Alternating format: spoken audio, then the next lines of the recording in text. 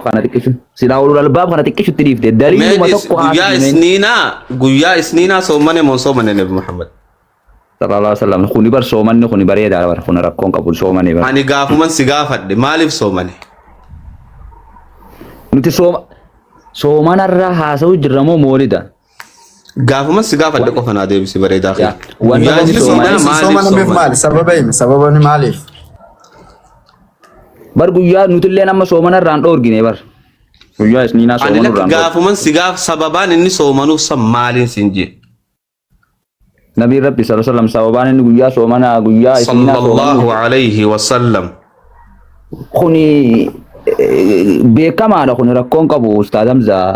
soomannu guyyaa isniinaati guyyaa sidaa bakka moolidaa san nutillee nama ni soomanna yaa bareedaa fi yaa habiibi maaliif soomane sin jee nabi Muhammad salawatullahi wa salaamuhu alaihi sababaan inni soomaneef maali amma maalirraa haasa'u jirra isin bar dubbii walitti nu harkaa ooftanii jirtan bakka lakki guyyaa isniinaa nabiin keenya bareedaan maaliif soomane meenaayu guyyaa dhalootaa kabajuuf soomane wayyoo gaafii soomane naan jettee miti sababaan inni soomaneef maali waa takka irratti haa walii galluume waa takka irratti haa walii gallu yeroo haasoynu akkuma nan gaafii tana naa deebisuun feetu wa irra walii haa gallu jetta tana bira kunnu maaliif soomane tana bira kuchiisuuf sistamaan bira kuchiisuuf ati meeqa waan soomaneef naayim waan soomaneef naayim nabi hadiisaa fi quraana meeqa sii fideetin bira na kuchiifte soomanaa fi lalala nabi rabbi sallallahu alaihi wasallam soomanuu fi moolida wanni wali fidu hin jirtuun siin jeen sababaan soomaneen maali afaan marra deemu naa qaray maaliif soomane hadiisa sanni beekta Hamza ulul albaabiin kuni isa kana mee ustaad Hamza si cinaa dubbatu miti inni kun lafzuma quraanaa takka tolchee haa jiru yaa bolee soo waan biraadhiisi maaliif soomane akka oromootti anaa tokko faami laayifii qaree maala sooqiyyaan sammuu qabdu adeero hayi la jechuun nama cinaa teessee amma ajanda jijjiiru gaafii tana jijjiiru deemaa'us tanillee tokko faa beetin jira re'aan duroo ni moolinni haraama ayyee moolinni yaa bolee sakiyya nabiin guyyaa isniinaa maaliif soomane dhagayi amma moolinni haraama jala sararreetuma jenne tanaan fudhatamu yaa absalaam kee yoo si maaliin fudhatamu fudhatamu moolinni haraama jennee nuti jaluma sararree isaanuma jedhi isa kaasaas lakki medis abul islam kee yoo sistamaanii lolee baha jette ammoo marakkoon qabu bu'uu dandeessa ammoo wanni isin jechuu jiru bareedaa kiyya nabiin guyyaa isniinaa maaliif soomaneen jechuu jira habiibi nabiin guyyaa isniinaa maaliif soomane guyyaa dhaloota isaati saniif soomanee nullee soomanutti ajaje isniina garuu jabaati ko wallahi igo qabdu bakka igo qabdu amma deebisee jiranis amma Hamza ulul albaabiin kun ilaala amma Hamza ulul albaab meena dhagee Hamza sajjaa birgaran mataan qabatin sayoomu bilisaan jira mujammaa nabiin alayhi salaatu wassalaam hadiisa muslim keessatti أن رسول الله صلى الله عليه وسلم سئل عن صوم الاثنين ويا صومنا اثنين الرقافة مالف صومن تا يا بريدا من ديس يا غرا لا فيس ربين إفا قد الدنيا تناف إرك مالف قويا خنا صومن تا جنان فقال فيه ولدت نودو ونو تتراني خاني tana yanyu ka de bole so mal tatan wadalomi rasula haram jenne bot duba koy azza la ustad Hamza bareda khi nin fitat habibi mali khi afanu main fitat dame bareda khi koy bakka tana wajiran kamalle na godina barsi haram je sifin kanna bibi yemena fitat chi safate kasuma bar hayye daqiqa takka na so na me fitiyaye هاي حبيبنا قالته والفرد وانا ديفته تبا نبي محمد بريدان نور الدنيا تناقا فتميتتي حبيبي خي مالك قويا خنا صوم منتا جانين دررت مال جنبيتا قويا قرآن الرب وينجنن جاكون كبوكون قويا مال جين يوم wulidtu fiihi. Jeera konqabu. Guyyaanin an keessa dhaladhe jechuun kun afaan Oromootiin maali? Eeyyuwa waan bareeda. Guyyaa dhaloota kiyyaati jechuudha. Taakkanaa ji. Mawlida jechuun ammoo afaan Arabaati.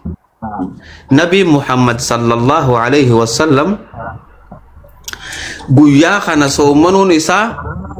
maal garsiisa? Khayrii guyyaa kana keessatti khayrii dalagee Rabbi isaatti dhiyaachuudha subhanahu wa ta'ala. Hayyee amma niga hagaa fixatte boo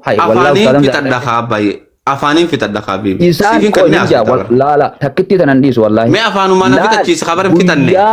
fixanne barbareeda Rabbi sallallahu alaihi wasallam soomanu san isaan maafoon nyaatan soomanuu dhiisanii hayyee guyyaa keessa dhaladhe gaafii bareedu an baganaa kannite hayyee tanana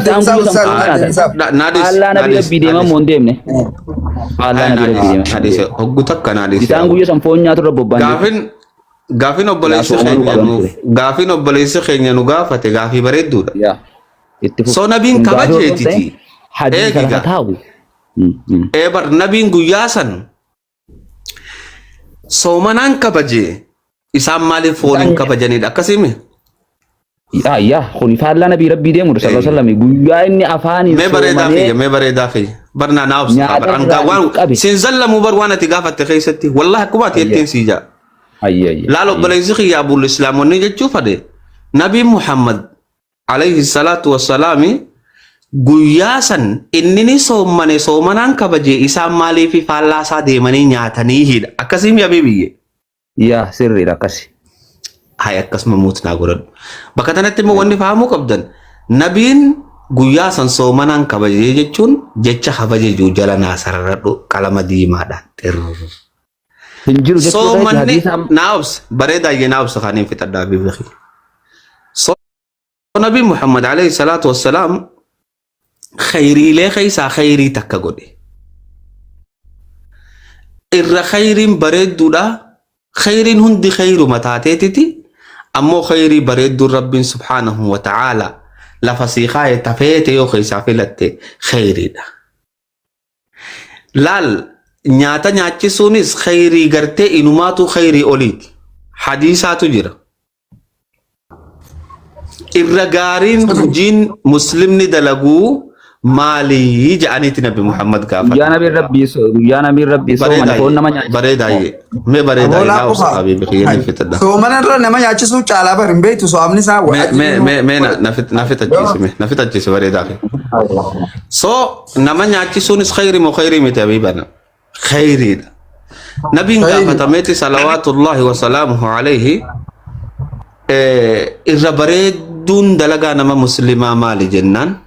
ها نياتي سودا إنو ماتو دبي تنرتي ولين هدا قرآن خيستي أمة ورى جهنم سيني مالتو سكار سينك جنان مال جان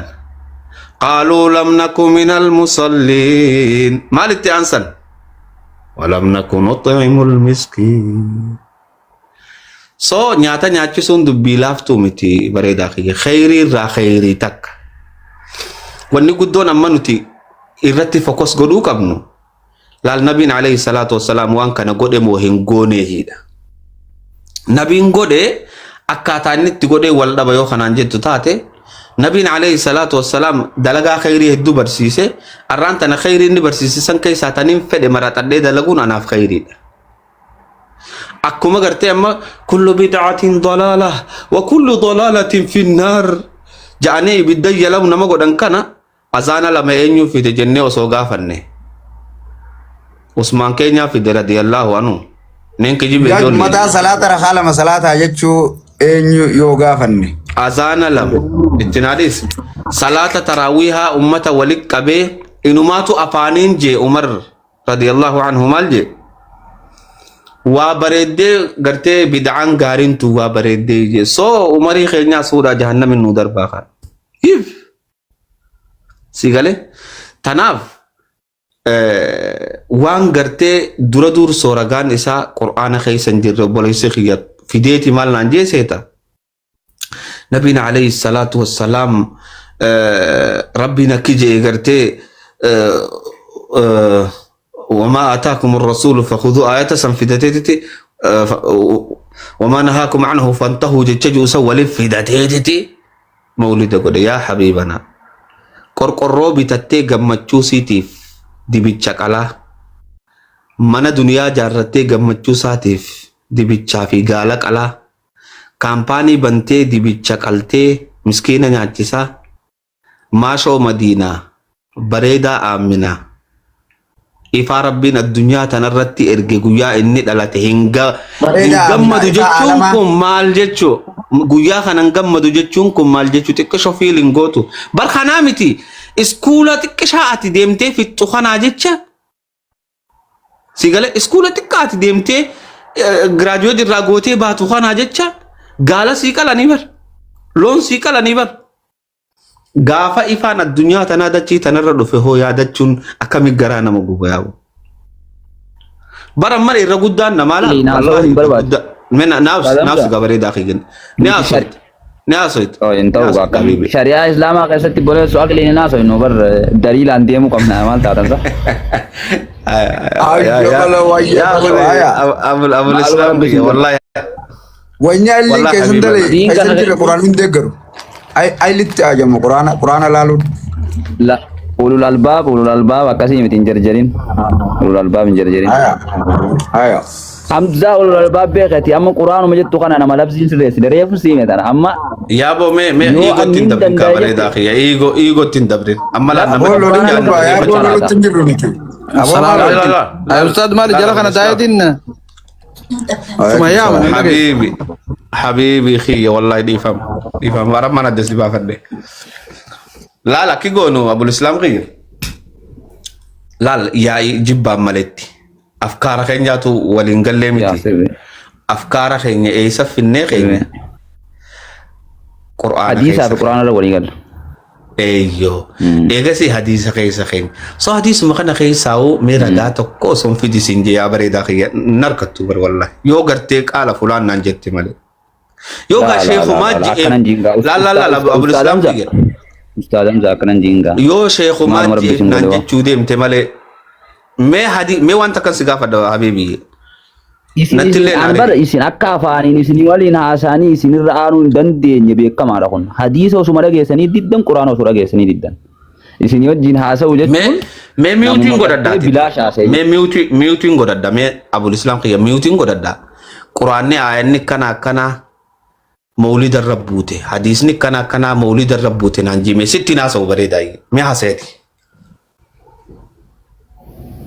مالجت أن challenge جاتتي قرآن في حديث ديدن جتمتي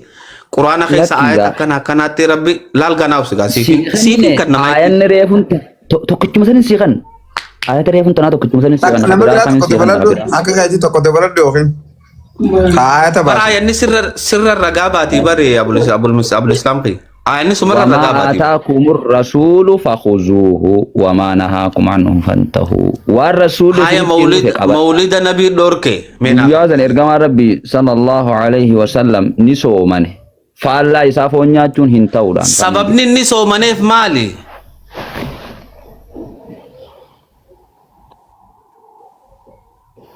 أبو الإسلام يجي سبب نسو منه في مالي بريداخي إنه سنكا بايا حبيبي خي نرانو سنكا أبو الإسلامي أبو أستاذ كبرت ده بلي خكسا وانتي لا كشن دور يا تدبر مال جت أستاذ حبيبي يبر وننجي إني غويا سنني سومانه جت غويا سن دكوبسته سومانه مو سبب نني سومانه في مالي كتب ملء وان ريفو دبنرا نندي بسنيكا والله داتاتي والله داتاتي سب برا نراكا بسايبه والله فيلم الخيرات جرمك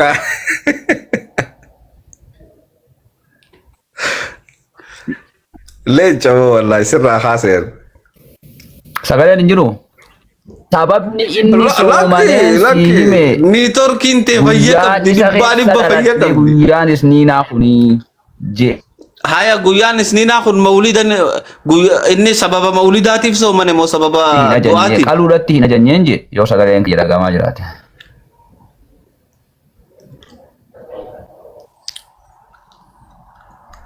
Ni torkin dilaree fuudhalee doggaan hangaafii gaafadhe itti badde. Ustaadam taara geesse? Dhagee bareeda ayyaa abshir. Abshir abiibi. Akkasaa jaawaa. Akkasaa Awo Oromoo nama karaa qaluu sodhalumu baatte wallaahi. Maaliifi? Nama labsii takka ragaan haase yoo jaan hin Habibi, iigoo keessan seenin bareedaa fi iigoo keessan seenin kaabibi. Iigoo keessan irraan seenin mee.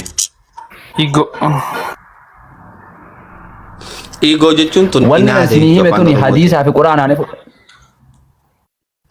ni fudhattammoo waan kana isinii taamoo isiniin ta'u ustaadamsa yoo feetan moolida silaa isin